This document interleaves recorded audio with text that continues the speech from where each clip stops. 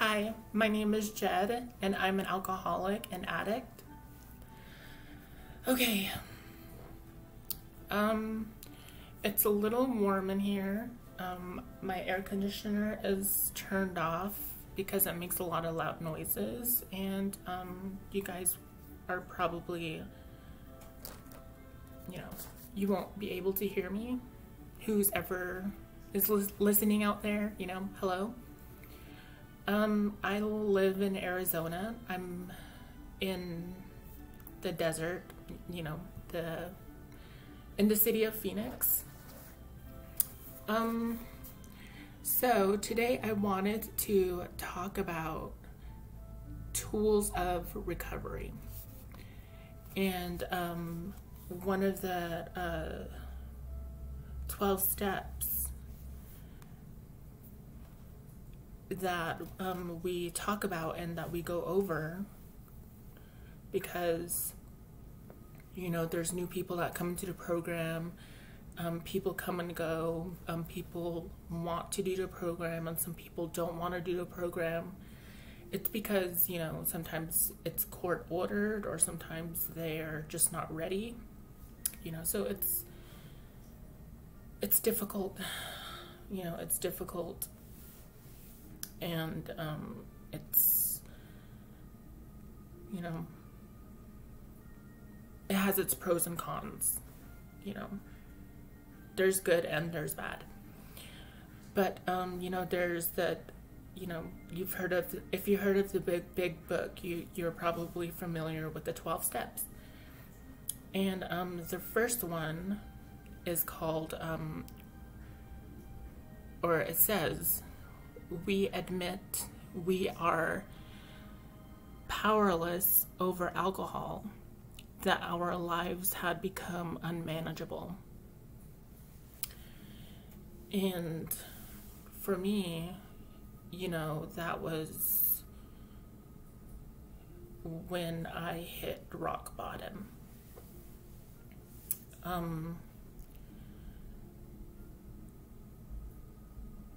I hit rock bottom in 2019, October 2019. And, on my previous video, I was talking about like when I got hit by a car, that didn't even stop me from drinking, some people that probably would have, woke them up, that probably would have, made them think like, wow, I can't believe I got hit by a car and I was like so dysfunctional and I couldn't even, think right or think for myself, or, stop myself from crossing the street, or, you're just belligerent in getting hit by a car,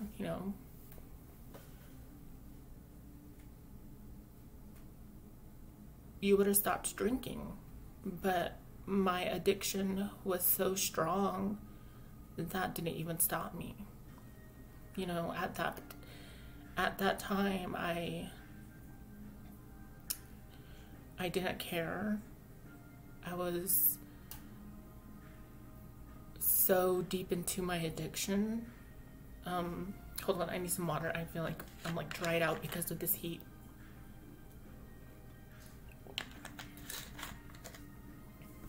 Like, I wasn't in the right state of mind when, that should have been my first red flag or something, like, Jed, you need to get it together, you need to stop drinking, you need to cut this crap out, you literally almost died, you got hit by a vehicle, you're put in the hospital for 2 weeks, like, you're so lucky that you survived, but that didn't stop me. My addiction was so strong, I kept on drinking. So, like what this says, we admitted that we are powerless over alcohol, that our lives had become so unmanageable. for me, I wrote down the notes, you know, some notes like hitting rock bottom, blaming others for my actions, self-sabotage, you know, like just finally like giving up, hitting rock bottom. And you know, hitting my rock bottom was terrifying. It was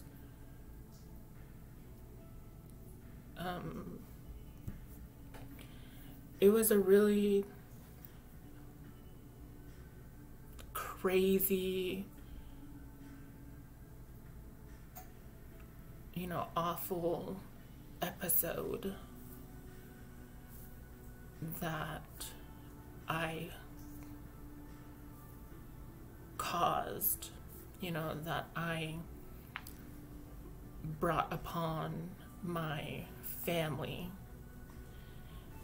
And, you know, I'm not proud of it. Like, you know, I'm ashamed of it. I'm embarrassed. I'm embarrassed of it. You know, like, one of the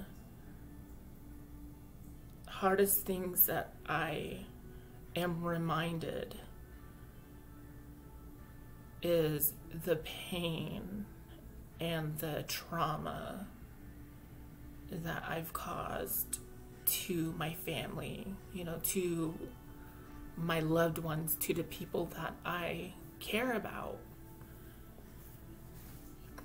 And I do care about my family, you know, I care about my loved ones, but it was the addiction. The addiction was so strong. All I wanted to do was drink. And during that time, I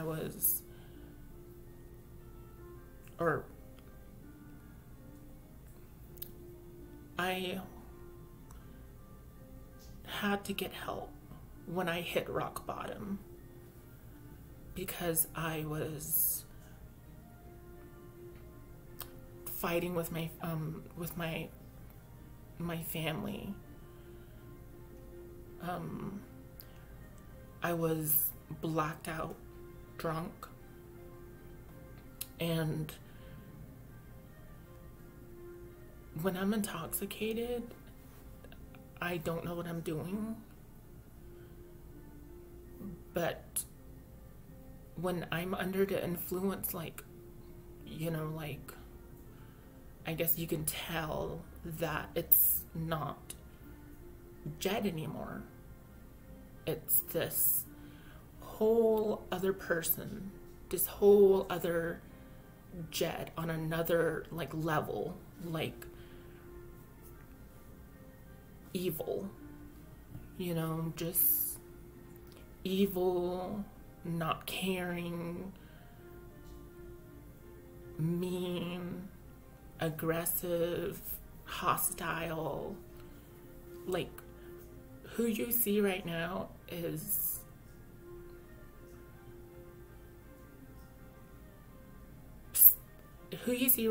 somebody totally different than who I am when I'm drunk, if that makes sense. But I was like,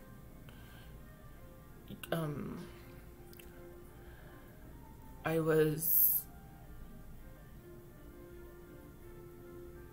so intoxicated. I was arguing with my family, and there's a couple of a little, like, backstory of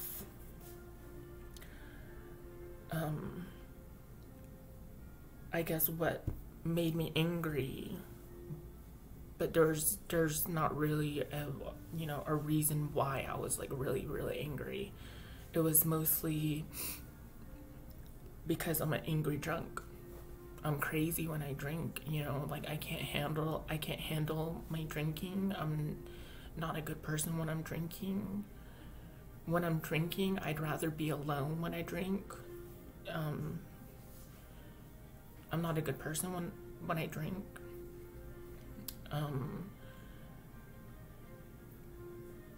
And I'm not proud of that, you know. It's embarrassing, you know, like I embarrass myself, and like thinking about it just makes me feel like, wow, like how could you do that, you know? To this day, like I think about it, you know. I miss my family, and you know, that's one of the reasons why they are distant from me, is because they're just they're probably tired of, you know, worrying about me, and tired of me apologizing for being crazy. They're probably tired of just hearing, I'm sorry, I won't do it again. You know, they're just tired of worrying about me. And that is one of the things that I had to learn, was to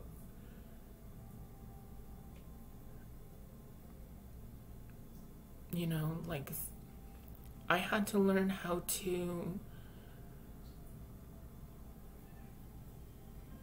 think about what my family thinks, if that makes like sense. Like I had to take their feelings into consideration after, you know, my mind was more clear, and after I understood more clear. Because being intoxicated most of the time, like being intoxicated, you know, 4 times out of the week, and when you're sober is when you're hungover, that's like very not normal. So I had to, like, you know, relearn and like think, sit back and, you know, think. And my, like, you know, just thinking like, wow, like hitting rock bottom, like I had to go to that level.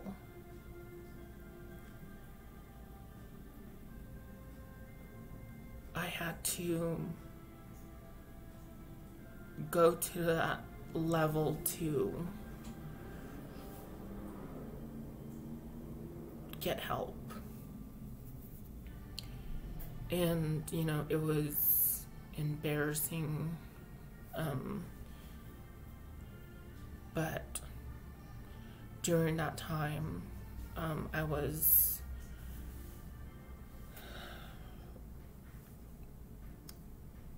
it all happened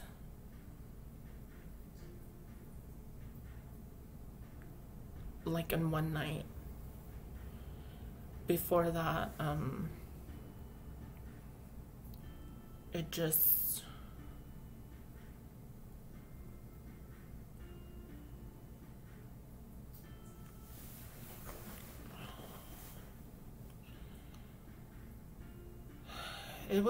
it's just been a roller coaster. It was you know, it was just a roller coaster that ended up to that point where I was hurting myself. I got to that point where I was just not me. I wasn't this person, you know, the person that I know who I am. You know, I believe that I'm a good person. I believe that I am caring, I'm open-minded, I want to help people, I believe that I'm kind, but this whole other person that's under the influence is just, you know, awful, embarrassing, just, you know, evil, and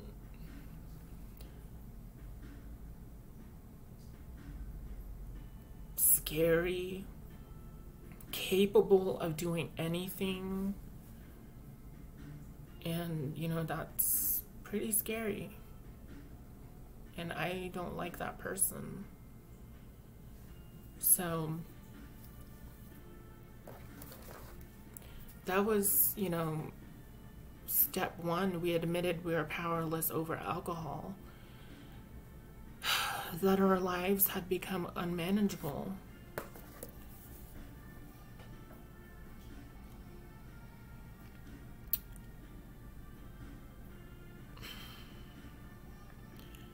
After, like I said, that all happened out in one night, you know, where there was, you know, things that I'm not really sure if I really want to talk about it right now, but it reached up to that point where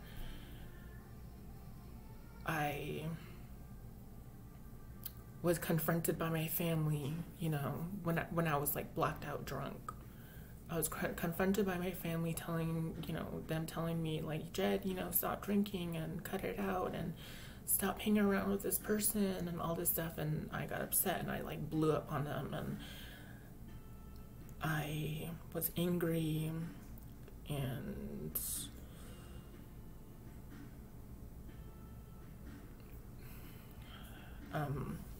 okay, there's a video of me and I recorded it, and I have it, but I haven't looked at it yet because I'm scared to look at it, you know, but I have it. I'm scared to look at it. I'm not ready to look at it. I know that when I look at it, it's probably going to be a reason to go back and look at it, because that's probably going to remind me of who I don't want to be. But anyway, so I ended up self-harming myself in front of my family. That's what I'm trying to get out. I'm just like being around the bush about it right now. So I ended up self-harming, and my family called the police, and the ambulance came and the police came, and I just remember, like, you know, starting to sober up, and I was sitting outside in front of the house, and just being a drunk, just being dumb, but I was slowly, you know, sobering up. But I had to get taken to the hospital, and I spent that night in the hospital, and then finally like realizing what I did, and it just felt like I guess like a dream, but I just felt like waking up the next morning like, oh my gosh, I'm really in the hospital. Oh my gosh, this pain, like being hungover, like this feeling sucks. Oh my God, like what did I do? What did I do?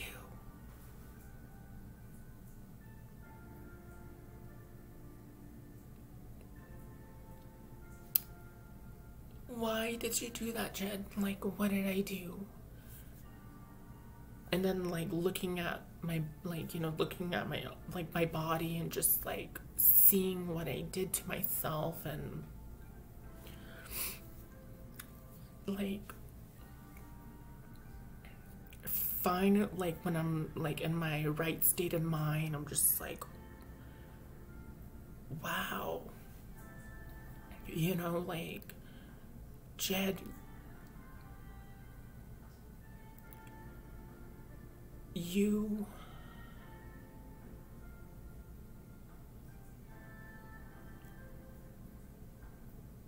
are crazy. I don't like, you know, I don't like being called crazy. You know, I don't think nobody likes being called crazy, but like, that was like flipped out personality, or, you know, flipped out kind of stuff that you did. You know, that was traumatizing.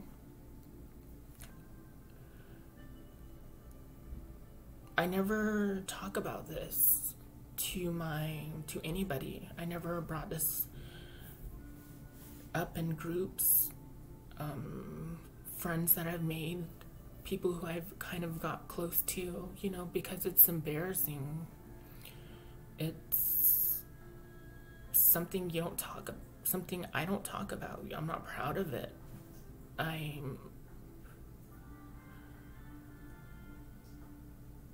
guess I'm scared of what people would think of me.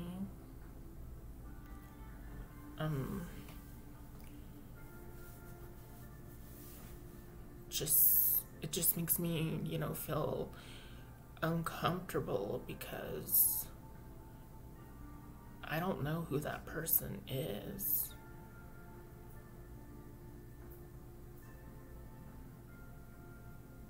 Because if that person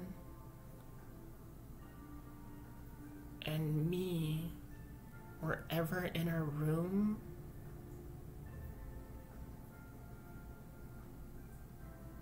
I wouldn't want to be around that person. I would end up getting hurt. I would end up calling the police on that person. I would end up not wanting to get to know that person. I would be scared of that person. And thinking of it like right now,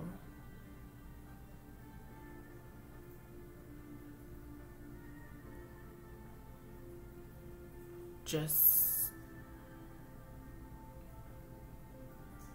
opened my eyes on like, wow, I caused a lot of pain. I caused a lot of trauma to the people I cared about, who I care about. And I have to fix it.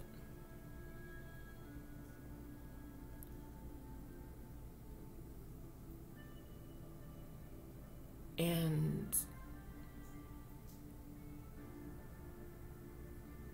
I'm gonna have to prove to my family that I really am sorry. Because telling them that I'm sorry over and over and over again, and them just getting tired of it,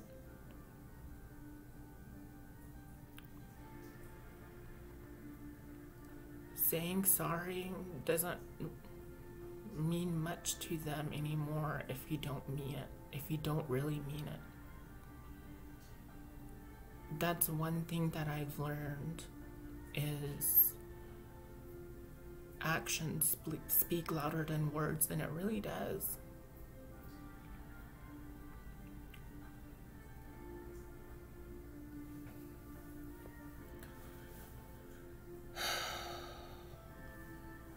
So that was step one for me, was hitting rock bottom. I wish I didn't have to hit that rock bottom. I didn't mention, but I ended up, after going to the hospital and waking up and sobering up, like, they wouldn't let me go home. My mom didn't want me to go home. She told me, I'm sorry, but I'm scared of you. And that broke my heart. That broke my heart. But at the same time, I couldn't beg her. I couldn't be mad at her because what I did, was pretty fucked up. It was awful.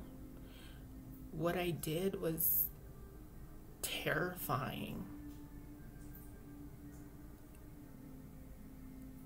And at the same time, the doctor told me, we don't think you should just leave. We think you should go to a psych ward.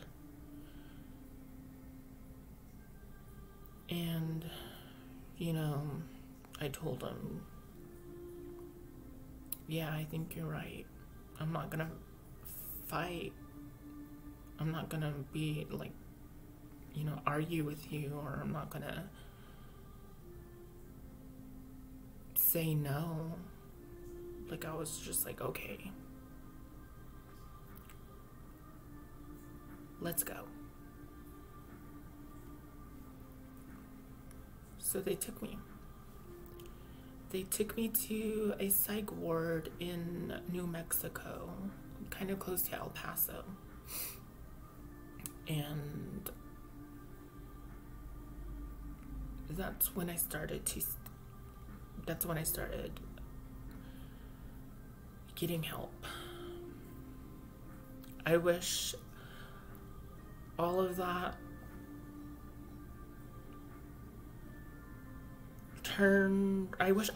was different. I wish I, seeked help differently. But would I have listened? I don't know. Would I have stayed and listened?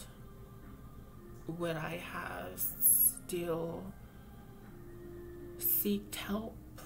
I don't know. Maybe, maybe not. But knowing me, I probably wouldn't. Probably just got a little help and for like 2-3 months and be like, oh, I'm fine.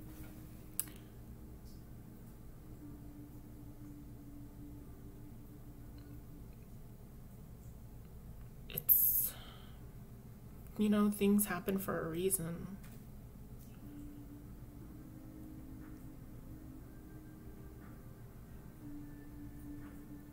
Things happen, you wish that didn't happen. You do things you wish you didn't do. You wish you didn't.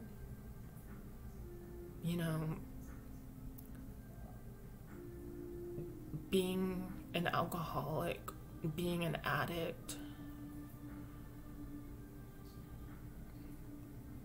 it's scary.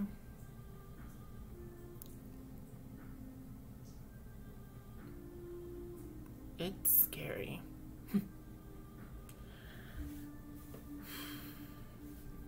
Well, there's my story. And I hope this helps. I hope I didn't trigger anyone. I'm sorry if I triggered anyone. That's not my intentions. I just want to let you know that you're not the only one out there who's ever listening, who's ever, who's out there. Be good to yourself. One day at a time.